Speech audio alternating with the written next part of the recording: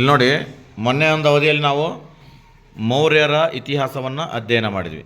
ಅದನ್ನು ಕೂಡ ನೀವೇನು ಮಾಡಿದ್ರಿ, ಒಂದು ಚಟುವಟಿಕೆ ಮೂಲಕ ಅಥವಾ ನೀವು ಅದ್ರ ಬಗ್ಗೆ ತಿಳ್ಕೊಂಡಿದ್ದನ್ನು ನೀವು ವ್ಯಕ್ತಪಡಿಸಿದ್ರಿ, ಹೌದಲ್ವಾ? ಅದೇ ರೀತಿ ಮುಂದುವರೆದಂಥ ಒಂದು ಅಧ್ಯಾಯ ಕುಶಾಣರು. ಈಗ ಕುಶಾಣರ ಪಾಠ ಕೇಳಿರಲ್ಲ, ಮನೇಲಿ ಓದ್ಕೊಂಬಂದಿರಿ, ವರ್ಕ್ ಮಾಡಿದಿರಿ, ಹಾಗಾದರೆ ನಿಮಗೆಲ್ಲ ಗೊತ್ತಿದೆ ಅಲ್ವಾ? ಹಾಗಾದರೆ ಆ ಒಂದು ಕುಶಾಣರ ಕುರಿತು ನೀವು ನಿಮಗೆ ಗೊತ್ತಿದ್ದಂಥ ಕೆಲವೊಂದು ಅಂಶಗಳನ್ನು ಒಬ್ಬೊಬ್ಬರಾಗಿ ಹೇಳ್ತಾ ಹೋಗಬೇಕು. ಹೇಳ್ತೀರಿ? ರೆಡಿ ಇದ್ದೀರಿ? ಓಕೆ, ಹೇಳಮ್ಮ, ನೀನು ಹೇಳು. ಭಾರತದ ಇತಿಹಾಸದಲ್ಲಿ ಮೌರ್ಯರ ನಂತರ ನಾವು ನೋಡುವ ಇತಿಹಾಸವೇ ಕುಶಾಣರದು. ಓಕೆ, ಕುಶಾಣ ಮನೆತನ. ನೆಕ್ಸ್ಟ್, ಕುಶಾಣರು ಯುಚಿ ಸಂತತಿಗೆ ಸೇರಿದವರು. ಗುಡ್. ಕುಶಾಣರು ಶಕರನ್ನು ಹಾಗೂ ಪಾರ್ಥಿಯನ್ನರನ್ನು ಸೋಲಿಸಿ ಗಾಂಧಾರ ಪ್ರದೇಶದಲ್ಲಿ ನೆಲೆಸಿದರು. Okay, next. ಕುಶಾಣರ ಮನೆತನದ ಸ್ಥಾಪಕ ಕುಜಲ್ಕಾಟ್ ಪೀಸಸ್. ಓಕೆ, ಕುಶಾಣರ ಮನೆತನ ಸ್ಥಾಪಕ ಯಾರು? ಓಕೆ. ಕುಶಾಣರು ಬೌದ್ಧ ಧರ್ಮಕ್ಕೆ ಪ್ರೋತ್ಸಾಹ ನೀಡಿದರು. ಓಕೆ, ಕುಶಾಣರು ಯಾವುದೋ ಧರ್ಮಕ್ಕೆ ಪ್ರೋತ್ಸಾಹ ನೀಡಿದ್ರು? ಬೌದ್ಧ ಧರ್ಮಕ್ಕೆ. ನೀ ಹೇಳಪ್ಪ. ಪುರುಷಪುರವು ಕನಿಷ್ಕನ ರಾಜಧಾನಿ. ಕನಿಷ್ಕನ ರಾಜಧಾನಿ ಪುರುಷಪುರ. Okay, good. ಹಿಮ್ಮಕಡ್ ಪೀಸಸ್ನ ಕಾಲದಲ್ಲಿ ಚಿನ್ನದ ನಾಣ್ಯಗಳು ಹೊರಡಿಸಲಾಯಿತು. Okay, next. ಕುಶಾಣರು ಚಿನ್ನದ ಹಾಗೂ ತಾಮ್ರದ ನಾಣ್ಯಗಳನ್ನು ಟಂಕಿಸುತ್ತಿದ್ದರು. Okay, next. ಕುಶಾಣರ ಪ್ರಮುಖ ದೊರೆಗಳು ವಿಮಕಡ್ ಪೀಸಸ್ ಮತ್ತು ಕನಿಷ್ಕ. ಯಾರ್ಯಾರು? ವಿಮಕಡ್ ಪೀಸಸ್ ಮತ್ತು ಕನಿಷ್ಕ. ವಿಮಕಡ್ ಪೀಸಸ್ ಮತ್ತು ಕನಿಷ್ಕ. Okay, next. ನೀ ಹೇಳಪ್ಪ. ಹಿಮ್ಮಕಡ್ ಪೀಸಸ್ನ ಬಾಂಧವನೇ ಕನಿಷ್ಕ. ವಿಮಕಡ್ ಪೀಸಸ್ ನಂತರ ಬಾಂಧವನೇ ಕನಿಷ್ಕ. Okay, next. ಶಕಯುಗ ಕನಿಷ್ಕನಿಂದ ಪ್ರಾರಂಭವಾಯಿತು. Okay, next. ವಿಮಕಡ್ ಪೀಸಸ್ನ ಬಾಂಧವನೇ ಕನಿಷ್ಕ. ಈಗ ಆಲ್ರೆಡಿ ಅದನ್ನು ಒಬ್ರು ಹೇಳ್ಕೊಂಡಾರ. ಈಗ ನೆಕ್ಸ್ಟ್ ಹೇಳಪ್ಪ, ಹೇಳ. ಕುಶಾಣರ ಪ್ರಮುಖ ನಗರ ಮಥುರಾ. ಓಕೆ, ಅಂದರೆ ಕುಶಾಣರ ಇನ್ನೊಂದು ಪ್ರಮುಖವಾದ ನಗರ ಯಾವುದಾಗಿತ್ತು? ಮಥುರಾ ಆಗಿತ್ತು. ಓಕೆ, ಗುಡ್, ಕೊಡಪ್ಪ. ನಾಲ್ಕನೇ ಬೌದ್ಧ ಸಮಾವೇಶವನ್ನು ಕಾಶ್ಮೀರದಲ್ಲಿ ಕನಿಷ್ಕನ ನೇತೃತ್ವದಲ್ಲಿ ನಡೆಸಲಾಯಿತು. ಓಕೆ, ಎಷ್ಟನೇ ಸಮಾವೇಶ? ಯಾವ ಧರ್ಮದ್ದು? ಯಾರ ಕಾಲದಲ್ಲಿ? ಕುಶಾಣರ ಕಾಲದ ಅರಸ ಆದಂಥ ಕನಿಷ್ಕನ ಕಾಲದಲ್ಲಿ 4ನೇ ಬೌದ್ಧ ಸಮಾವೇಶವನ್ನು ನಡೆಸಲಾಯಿತು. ಓಕೆ, ಹೇಳಪ್ಪ ನೀನು. ಭಾರತದಲ್ಲಿ ಕನಿಷ್ಕನ ಆಳ್ವಿಕೆಯು ವ್ಯಾಪ್ತಿಯು ದಕ್ಷಿಣದ ಸಾಂಚಿ ಹಾಗೂ ಪೂರ್ವದ ಬನಾರಸಿನವರೆಗೆ ಹರಡಿತ್ತು ಹಾಗೂ ಮಧ್ಯ ಏಷ್ಯಾವನ್ನು ಒಳಗೊಂಡಿತ್ತು. ಅಂದರೆ ಈ ಕನಿಷ್ಕನ ಒಂದು ಆಡಳಿತ ಎಲ್ಲೆಲ್ಲಿವರೆಗೆ ವಿಸ್ತಾರ ಆಗಿತ್ತು, ವ್ಯಾಪ್ತಿ ಹರಡಿತ್ತು ಅಂತಂದ್ರೆ ನಮ್ಮ ಭಾರತ ಅಷ್ಟೇ ಅಲ್ಲದ ಮಧ್ಯ ಏಷ್ಯಾದವರೆಗೂ ಕೂಡ ಹರಡಿತ್ತು ಅಂತ ಹೇಳ್ತೀವಿ. ಸರಿ, ಹಾಗಾದ್ರೆ ಇನ್ನೂ ಹೆಚ್ಚಿನ ಮಾಹಿತಿಯನ್ನು ಯಾರ್ಯಾರು ಹೇಳ್ತೀರಿ ನೋಡೋಣ.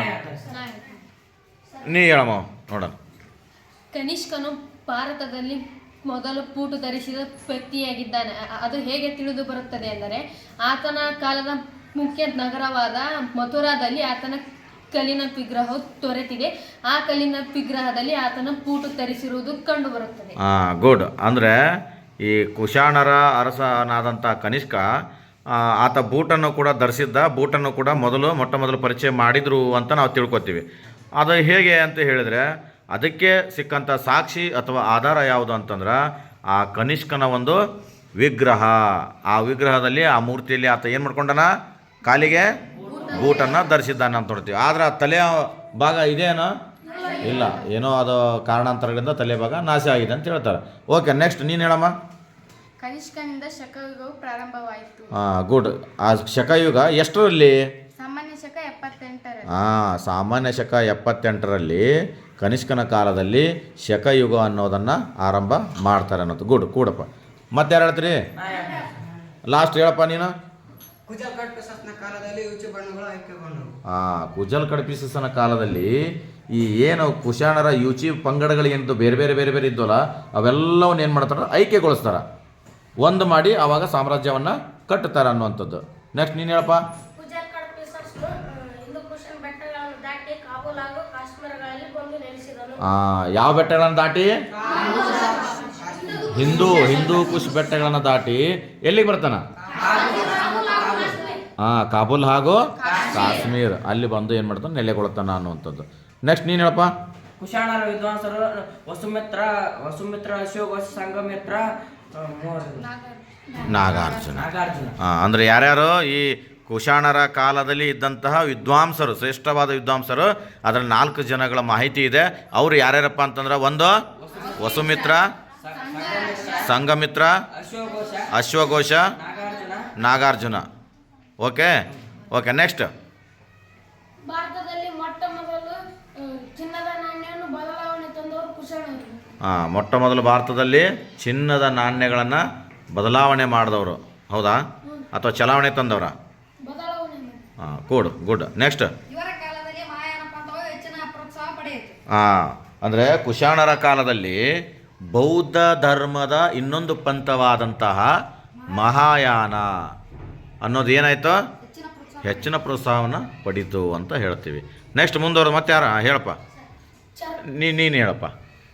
ಈತನು ಅಶೋಕನ ರೀತಿಯಲ್ಲಿ ಬೌದ್ಧ ಧರ್ಮ ಪ್ರಚಾರಕ್ಕಾಗಿ ಮಧ್ಯ ಏಷ್ಯಾ ಹಾಗೂ ಚೀನಾಗಳಿಗೆ ನಿಯೋಗಗಳನ್ನು ಕಳಿಸಿದ. ಇದು ಇಂಪಾರ್ಟೆಂಟ್. ಅಂದರೆ ಬೌದ್ಧ ಧರ್ಮವ ನಾವು ಅಭಿವೃದ್ಧಿ ಆಯಿತು ಅಂತ ಹೇಳಿದ್ವಿ. ಹಾಗಾದರೆ ಆ ಧರ್ಮವನ್ನು ಪ್ರಚಾರ ಮಾಡೋದಕ್ಕೆ ನಿಯೋಗವೊಂದನ್ನು ನೇಮಿಸಿ ಬೌದ್ಧ ಧರ್ಮದ ಪ್ರಚಾರಕ್ಕೆ ಕಳಿಸಿದ. ಇದಕ್ಕೂ ಮುಂಚೆ ಮತ್ತೊಬ್ಬರು ಕಳಿಸಿದ್ರು, ಯಾರು? ಅಶೋಕ. ಅಂದರೆ ಅಶೋಕನ ಹಾಗೆ ಇವನು ಕೂಡ ಬೌದ್ಧ ಧರ್ಮಕ್ಕೆ ಪ್ರೋತ್ಸಾಹವನ್ನು ಕೊಟ್ಟು ಕೆಲವು ಸದಸ್ಯರನ್ನು ನೇಮಕ ಮಾಡಿ ನಿಯೋಗವನ್ನು ಮಾಡಿ ಅಲ್ಲಿಂದ ಏನು ಮಾಡಿದ್ರು, ಆ ಬೌದ್ಧ ಧರ್ಮವನ್ನು ಪ್ರಚಾರ ಮಾಡಲಿ ಅಂತೇಳಿ ಬೇರೆ ಬೇರೆ ದೇಶಗಳಿಗೆ ಕಳಿಸಿಕೊಟ್ರು ಅನ್ನೋವಂಥದ್ದು. ಓಕೆ ನೆಕ್ಸ್ಟ್ ಹೇಳಪ್ಪ. ಗಾಂಧಾರ ಶಿಲ್ಪಕಲೆಯು ಇವರಿಂದ ಗಾಂಧಾರ ಶಿಲ್ಪಕಲೆ ಕುಶಾಣರು ಅಂತ ಬಂದಾಗ ನಮಗೆ ಇಂಪಾರ್ಟೆಂಟಾಗಿ ನೆನಪಿರಬೇಕಾಗಿದ್ದು ಯಾವುದು? ಗಾಂಧಾರ ಶಿಲ್ಪಕಲೆ. ಗಾಂಧಾರ ಶಿಲ್ಪಕಲೆಯನ್ನು ಇವರು ರಚನೆ ಮಾಡ್ತಾರೆ, ಹೊರಡಿಸ್ತಾರ, ಅಥವಾ ಇವರಿಂದನೇ ಅದು ಬೆಳಕಿಗೆ ಬಂತು ಅನ್ನೋದನ್ನು ಕೂಡ ನಾವು ಕೇಳ್ತೀವಿ. ಓಕೆ ಕೂಡಪ್ಪ. ವಾಯುವ್ಯಭಾಗದಲ್ಲಿ ನೆಲೆಸಿದ್ದ ಶಕರ ಹಾಗೂ ಪಾರ್ಥಿಯನರನ್ನು ಸೋಲಿಸಿ ಗಾಂಧಾರ ಪ್ರದೇಶದಲ್ಲಿ ನೆಲೆಸಿದರು. ಓಕೆ ಆಲ್ರೆಡಿ ಹೇಳ್ಯಾರ. ಆದರೆ ಯಾವ ಭಾಗದಲ್ಲಿ ಅಂದರೆ ವಾಯುವ್ಯ ಭಾಗದಲ್ಲಿ. ಹೆಚ್ಚು ನಮ್ಮ ಭಾರತದ ಮೇಲೆ ನಾವು ಇತಿಹಾಸವನ್ನೆಲ್ಲ ನೋಡ್ತೀವಿ ಹೌದಾ? ನಮ್ಮ ಭಾರತದ ಇತಿಹಾಸವನ್ನೆಲ್ಲ ನೋಡಿದಾಗ ಅತಿ ಹೆಚ್ಚು ಯಾವ ಭಾಗದಿಂದ ಭಾರತದ ಮೇಲೆ ದಾಳಿಗಳು ಸಂಭವಿಸಿವೆ? ವಾಯುವ್ಯ. ಹಾಗಾದರೆ ವಾಯುವ್ಯ ಭಾಗದಲ್ಲಿ ಯಾವ ಪ್ರದೇಶ ಇದೆ? ಬೋಲಾನ್ ಮತ್ತು ಕಣಿವೆ ಪ್ರದೇಶ. ಹಾಗಾದರೆ ಉತ್ತರದಿಂದ ಯಾಕೆ ದಾಳಿ ಮಾಡೋಕ್ಕಾಗಿಲ್ಲ? ಉತ್ತರದಲ್ಲಿ ಹಿಮಾಲಯ ಪರ್ವತಗಳು ಏನು ಮಾಡ್ತಾವೆ ಅಂದರೆ ಅಲ್ಲಿ ದಾಳಿಕೋರರಿಂದ ರಕ್ಷಣೆಯನ್ನು ಮಾಡ್ತಾವೆ. ಹಾಗಾದರೆ ದಕ್ಷಿಣದಲ್ಲಿ ಯಾಕೆ ಮಾಡಿಲ್ಲ?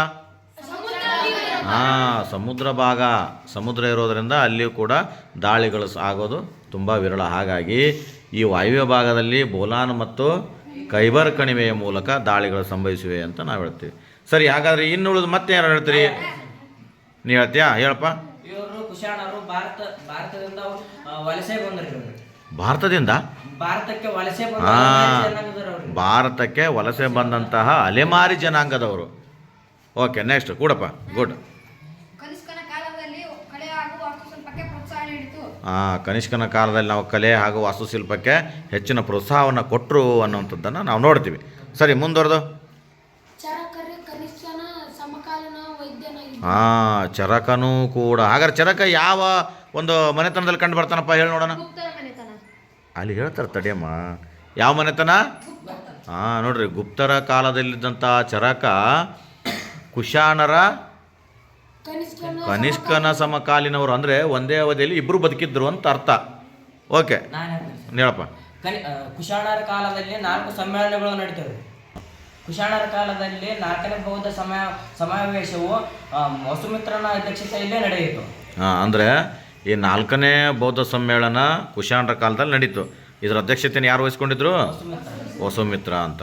ಓಕೆ ಸರಿ ಕೂಡಪ್ಪ, ಥ್ಯಾಂಕ್ ಯು. ನೆಕ್ಸ್ಟ್ ಯಾರು ಹೇಳ್ತಾರೆ? ಹೇಳಿ. ಕುಶಾಣರ ಕಾಲದಲ್ಲಿ ಅಶ್ವಘೋಷ ಬುದ್ಧ ಚರಿತೆ ಎಂಬ ಕೃತಿಯನ್ನು ರಚಿಸಿದರು.